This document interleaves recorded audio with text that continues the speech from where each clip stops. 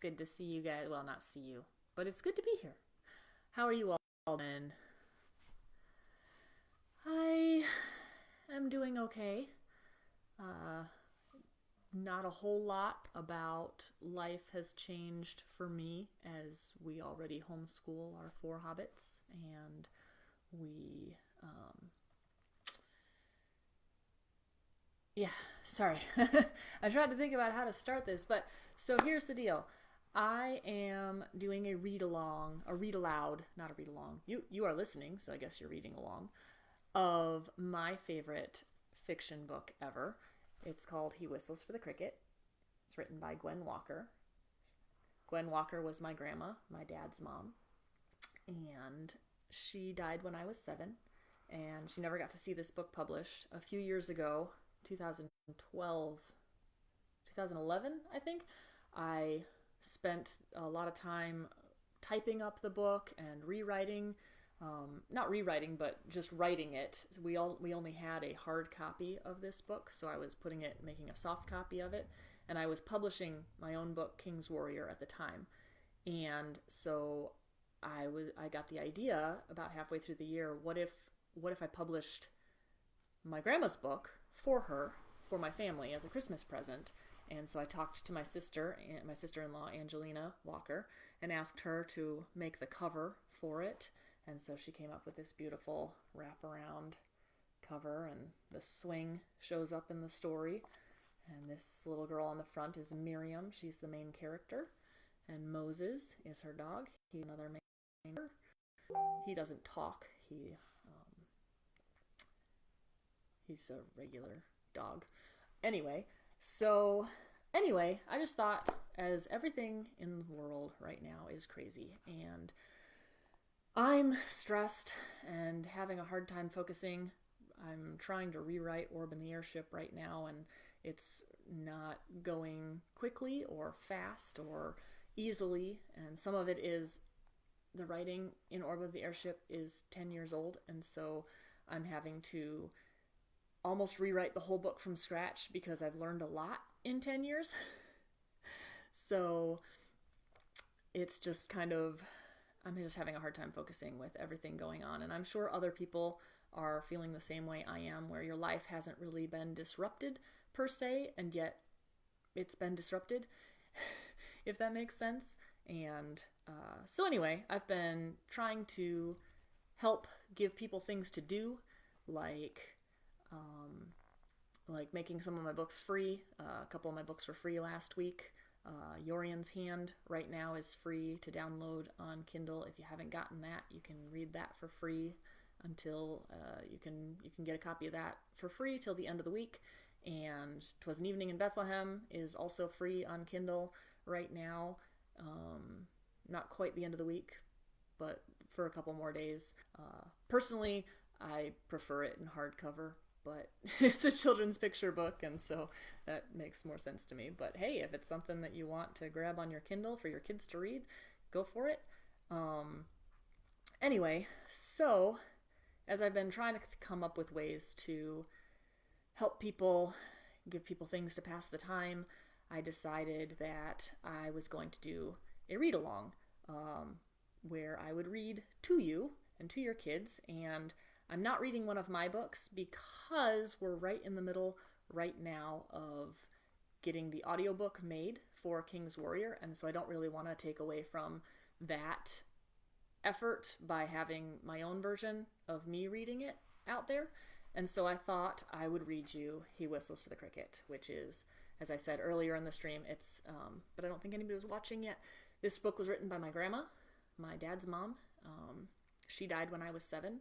She never saw this published, and it is a fictional book set in the early 1940s, but there is a lot about it that is based in fact. A lot about it is based off of her own experiences in her life, and different people are kind of conglomerates of different characters in this story, people she knew.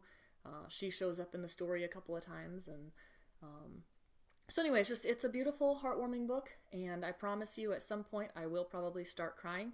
I'm just going to read for about 15-20 minutes a day. I will try not to stop in the middle of a chapter. But there will be moments throughout this book where it gets sad or it gets really beautiful, and I will not be able to read it without crying. So that will be entertaining for you to watch. But yeah, so I'll just get started and we'll read the first part today. He Whistles for the Cricket by Gwen Walker.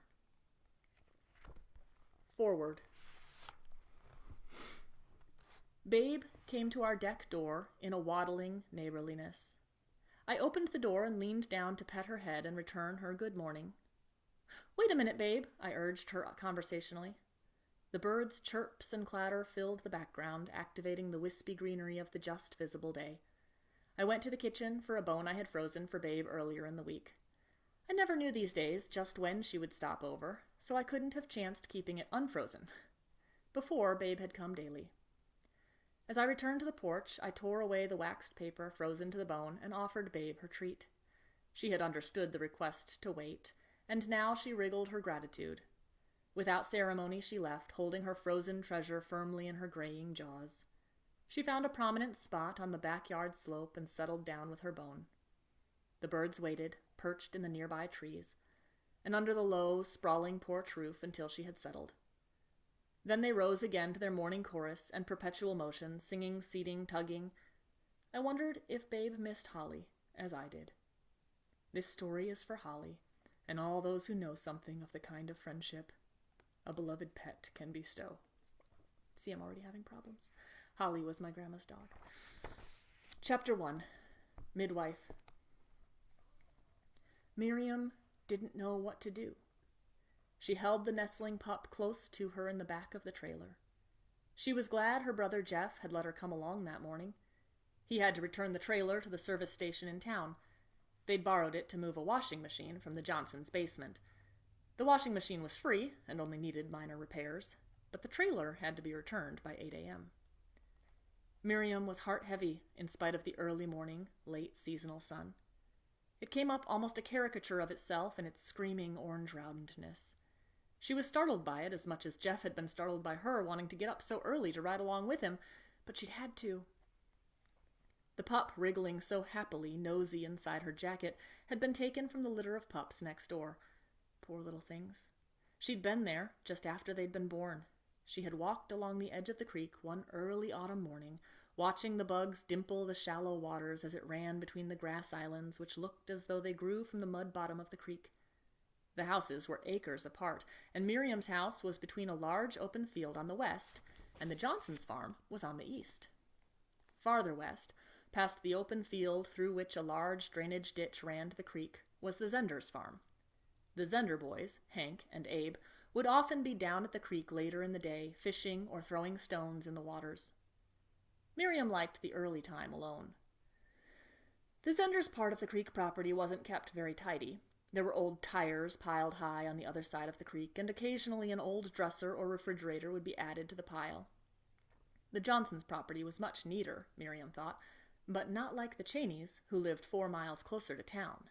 Miriam's class had had a school picnic there one time, and she had spent the afternoon throwing sticks for their dog, who took to her, it seemed, more than to the other children, who soon lost interest. Dogs and Miriam had always gotten along. And this dog, who had only spent one afternoon picnic with her, let her visit her litter of pups. Miriam was even allowed to pick them up in affectionate inquiry. "Why," Mrs. Cheney had said, "Missy never let anyone do that before." Missy was feisty with strangers in general, and a real she-wolf when it came to her brood. Miriam, then, had Missy's invisible passport. This made her feel very special, and she loved to hear Mrs. Cheney tell others about it. She would look away and pretend she wasn't listening, or else she would stoop to pat Missy, but she would glow inside and love Missy the more for having been the avenue of such a claim. Just recently, Missy had had another litter of pups. Mr. Green had been talking with Mr. Cheney in the hardware store, and Mr. Cheney had said, "Be sure your little girl comes by," and so he had dropped by with her that very weekend. Mrs. Cheney sent Miriam down to the barn to see them without even going with her. When she came back by the house, Mr. Green and Mr. Cheney were talking out in the driveway. Mrs. Cheney invited her in to see something special. There, in a basket by the kitchen window, she showed Miriam a little kitten. She was mostly white, but mottled with black feathers on her back legs and a black spot on her right ear, touching into her cheek. Miriam loved the little thing, who looked like her face was dirty. Together, she and Mrs. Cheney enjoyed the round softness of the young animal, complacent in its expectancy that life would treat it well. This kitten, Mrs. Cheney told her, was brought home from college by her son. Someone had placed the litter of kittens in a closed cardboard box in the middle of the highway. "Wretch," she had said. A couple of students returning from a football game had dispersed the orphans among themselves and had eyedropper fed them in their various dorm rooms. The Cheney's son had brought this foundling to his parents, and now it rested and accepted the affectionate hospitality of the Cheney home. Segue. As she walked along the creek, Miriam had heard a mewing, much like the sound of the Cheney's kitten. She'd followed the piercing mews to the old slaughterhouse, rusting on the creek bank on the Johnsons' property. She'd been here before, now and then, and remembered that the door never had closed well. She'd pushed it inward and saw, just barely in its protected darkness, Greg Johnson's dog, Queenie. This dog had often pushed her long nose into Miriam's hand as she sat in the woods near the creek. Then she would leave to nuzzle tree trunks. Sometimes one of the trees would offer up a possum, or, less happily, ground bees. Miriam would watch Queenie back away, readying herself to attack, or to be quickly diverted to the next sound, which seemed audible only to her attentive ears. Queenie would perk up her ears at the sound of Greg Johnson's whistle and run toward it when she was sure it was him, but she would always acknowledge Miriam with her quick attention and greeting. Now, in the darkened slaughterhouse, she thumped her tail heavily on the clay floor, as though she were occupied, but Miriam was yet welcome. Miriam went in, and as she reached to pet Queenie's uplifted head, she saw the pups. 7 mewing sucklings outstretched against their mother's belly, oblivious to outside intrusion. Miriam took in her breath in a rush of wonder. She reached out her hand gingerly and fingered the silken back of a little brown pup. She was cautious, looking to see Queenie's reaction. Queenie shifted and made effort to push her nose against Miriam's hand. Miriam needed no further confirmation of their friendship and the trust this mother dog had in her. She flattened herself against the floor, propped up on one elbow, and gently stroked each pup as she had the first. She laughed at their blind industriousness, with their tiny paws probing, pawing, hitching themselves up against the soft bodies of their brothers or sisters to secure a better vantage point. Their evident newborn feebleness was a funny contrast to their fierce determination and steadfastness of purpose. Suddenly, Queenie shifted again, and Miriam saw the motionless little black pup pushed under her right foreleg. She thought for a moment it was dead, and she swelled with a sudden revulsion and fear. Even so, she reached for the pup and laid it in the palm of her hand. A flicker of motion, and Miriam's hopes stirred. She brought the pup to its mother's nose. Queenie immediately began her natal ministrations as though this were her first and only offspring. Miriam watched the pup's tiny frame begin to visibly pulse with life, awakening to its own mewing power. With buoyant relief, Miriam placed the new life against the mother's belly and watched, hesitantly, hopeful that the pup would nurse. The pup didn't have to be coaxed or coached. Miriam sat up and laughed, and Queenie thumped her tail in gratitude. Their joint accomplishment, oblivious to mother or midwife, pushed and prodded and suckled as though it had been born into the world for this very purpose. It did not know the mystery and wonder its small existence had created in the soul of a young girl. Miriam felt wonder, and also responsibility. Each day, usually early as it was on that morning of their birth, she visited the energetic brood. She saw Queenie shake herself loose with that universal exasperation of motherhood gendered by the clinging, demanding dependence of childhood. The pup's squeaks had by now developed into sharp little barks with which they signaled their complaint. To no avail, however. Queenie pushed her way outside and stood, relieved, beside her friend. She nosed her way into Miriam's palm for a moment and then ambled to the creek edge for a drink. Miriam sat in the doorway of the slaughterhouse, enjoying her family. She reached for the little black pup, so naturally her favorite. She hadn't named him. He was not really hers to name. Even so, she rolled names around out loud. She wondered if her parents had known what they would name her before she'd been born. She wondered if they had taken that time and thought. And then she wondered if they had had a name all picked out for her if she'd been a boy. She wondered once if Adam had come up with personal names for his animal friends in Eden. She thought of foolish names for the pup, like Squeak, but already the Squeak was disappearing. In fact, the black pup was one of the less vocal pups in the litter. His little His little paws patted and pushed with the full vigor of his short days of life, but his small bark itself seemed lower to Miriam's ears than that of the others. Sometimes she called him Silky, like his soft ears, sometimes Candy. She'd asked if she could have a pup, just in general, and the answer had been no. She'd thought it would be. Once, 4 years ago, when she was 6, she had asked. She'd known her father could be sharp, but she had rarely ever had it directed toward herself. He was a gentle man, but that time he'd been sharp with her in his refusal. Her mom had sympathized silently, and it was the same this time. She didn't even appeal to her mother by a glance. Mr. Green had always worked long hours to provide for the 4 of them, but there was no provision for luxuries. A pup was a luxury. When Miriam had been 6 and had asked so eagerly, her dad had seemed angry. She remembered the words and the shock she'd felt at the anger in her father's words. Now, at 10, she'd not have asked at all, if it had not been for the little black pup multiplying its sleek little form day by day in the Johnson slaughterhouse and on the creek bank just outside. The hungering for this pup gave her hesitant boldness, even though she didn't expect a yes. She had come to realize that her father's anger at that request 4 years in the past had been the anger of frustration and weariness and poor health, and perhaps the regret at having to deny his daughter her request. She'd seen her father down in the basement at his tool bench, where he spent so much time repairing broken appliances or fixing torn screens. He would bend forward suddenly and clutch at his abdomen and stay that way for a few minutes. She learned from hearing her mother and father talk that it was a hernia which caused her father so much pain. There was no time or money for surgery, and he could live with it if he had to. Even so, Miriam knew he felt sorry for his sharpness with her. When her mother called her in from the front yard for bedtime that night, she'd heard her father say, "Oh, give her a while longer, Jane." She'd been channeling the late June fireflies into a green mason jar, and the call to come in was never welcomed.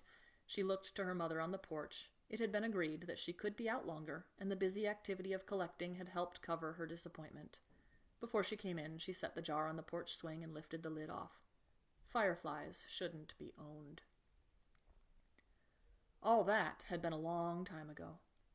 As she rode in the back of the trailer Jeff was returning, she remembered these things in snatches of feeling without a chronological network. Some feelings she could mull over, even brood over, but she seldom did for long if it left her heavy-spirited. She had learned in the long summer days and dreams to divert the thoughts which brought her distress, but that bruise of disappointment had not altogether healed, and so she had asked once again, 4 years later, could she have a pup? In the growing self-consciousness of youth, she was on the defensive, even as she asked. She was prepared for a refusal. The question, however, was buffeted by a glimmer of hope. Things were some better, financially. Her father was less distinguished by that gaunt withdrawal of pain and responsibility. Her mother had found part-time work in the Chicago mail-order house, and there was more to eat now. Her mother had tried to help her understand. Once, she told Miriam, she'd had a cat all her own, Buffy. He was Angora and colored like his name. He sat inside the curve of her wooden rocker and slept with her at night. Mrs. Green had loved Buffy. He was independent and affectionate, setting the terms of endearment. But he had been shot by a neighbor boy's pellet gun, and abscesses had festered in his hip and his nose. The vicious pellets had been carefully removed with tweezers, and the wounds had been washed with a solution of boric acid crystals and warm water around the clock the first night, and for days afterward. Even so, the wounds had not healed, and there was no money to pay for a veterinarian's care. Buffy had died, matted and suffering and beloved in the awful odor of infection. It wasn't right, Mrs. Green concluded, to keep a pet you couldn't care for properly. Pets could eat on leftovers, but they needed shots and tags and medical care, too. Miriam understood. At least she understood the seriousness of her mother's concern. Sickness and injury were things that might not happen. In her 6-year-old supplication, she couldn't have understood those fears for things in a remote, possible future. She had had no history to give it practical meaning. But now, at 10, she had seen things which enlarged her understanding. She had seen a trapped and frantic raccoon squealing in pain. She had the daily observances of small roadway corpses and breakfasting crows who withdrew from feeding only long enough to let the cars and trucks pass by. This always brought momentary sadness, and she usually averted her eyes. She knew that life had been snuffed out, and the revulsion was better dealt with, if not entertained. She'd been in the car on a foggy morning when a deer sped in front of them. It was an almost magical leap. The deer seemed to have grown out of the fog bank on the right side of the road. It appeared for one startling moment in the yellowness of the headlights, and disappeared into the twin fog bank on the left. It happened so fast that Miriam and Mr. Green could only draw in their breath. There was no time for braking or conversation. Almost immediately, then, a second deer hit the right fender of the car. Mr. Green braked and muttered, breathless and shocked. The car was badly hit, and Miriam knew it before they got out to investigate. She couldn't open her door, and so she waited for her father to get out. Silent and breathless, she climbed out past the driver's seat to look. The deer, she was certain, had lived for a moment. She saw pain and a silent plea in the soft brown eyes. Then silence. So much power and life one moment, and now stillness, lifelessness. She looked to her father for some word to help her assimilate the violence of the deer's death, some recall to normalcy. Mr. Green said, "Come on, let's see if we can get to town. We might have to get a tow. We'll give it a try." Her father assured her that the death had been quick and painless, and she had felt better. The car had started, but it wheezed and began to sputter. They got to town in it and pulled it into the nearest service station. The attendant let them use his tools to pound out the fender, but Mr. Green had checked and found damage to the radiator. They called a tow truck to have it taken to Olney's garage, further up the road about a mile. Mr. Olney always took care of their major automobile problems. This time, he told them, they'd need a new radiator. He could pry open the passenger door, but they'd need a new one as soon as they could get over to the junkyard and get another. When Mr. Olney had heard what had happened, he went back for the deer, but it was too late to save the meat. Miriam was glad, somehow. She couldn't have helped the deer. Not ever. Not by having warned him in the early morning fog, not by refusing to eat whatever could be salvaged, but she didn't want him to be butchered. She understood her mother's message about Buffy when she thought of the deer. Miriam never persuaded or wheedled. Truth was, she didn't even know how. Her dad's decisions were facts in her young life. She didn't make many requests, and when she did, there was usually a fair expectation of a good return. Her dad said yes to most of her requests, and her mom generally anticipated her needs. Besides, not owning the pup was bearable. She could visit and play with him each day. She saw his early ventures outside the slaughterhouse and took notice of his irrepressible goodwill among his brothers and sisters. They yipped and tumbled and played together, and Queenie extended the distance and duration of her absences little by little. Miriam would watch the pup until he would rush to her in sudden recognition, which always with a surge of bumptious affection. He would come to her outstretched hand and push the velvet roundness of his nose against it. Miriam would circle the tan spatters of fur above each of his eyes with her finger. His eyes were a deep, liquid brown. The deer's eyes had been like that, only there had been no mirror of recognition in them. Miriam idly wondered if all animal eyes were brown. But then she remembered a Siamese cat she had once seen. Its eyes had caused her to stare in slow realization of their strange blueness. She also remembered that at night the headlights of the car would sometimes pick up the sheen of animal eyes along the roadside, and in the bordering bushes and trees they were yellow beacons of alertness, and a reminder of an animal forest world quite apart from Miriam's world of school and work and long summer days and occasional evening drives.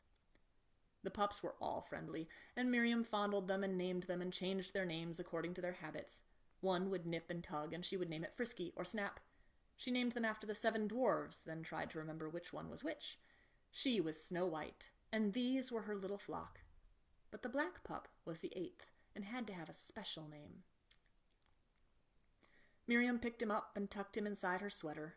She looked to see if Queenie would object to one of her pups being borrowed. Queenie pushed against her gently and then lay down in the sun. Immediately the horde descended upon her to nurse. Miriam laughed and took her lying down as ready acquiescence to the loan of the pup. Queenie was fully occupied, and obviously trusted her young friend. She seemed grateful, Miriam thought. Perhaps, too, she was a trifle pleased at the child's interest in her young offspring. Miriam carried the pup across the low, swamp-like grasses sloping up from the building on the creek to the swing in her backyard. Her mother had put the swing up, half carrying, half dragging the long wooden ladder from their garage. She'd leaned it precariously against the high and misshapen branch of the slender walnut tree in their backyard. The branch was high enough for a really long rope. This made a swing, which would glide long and slowly, and was a wonderful place to spend a rainy day outside. Her mother had known that.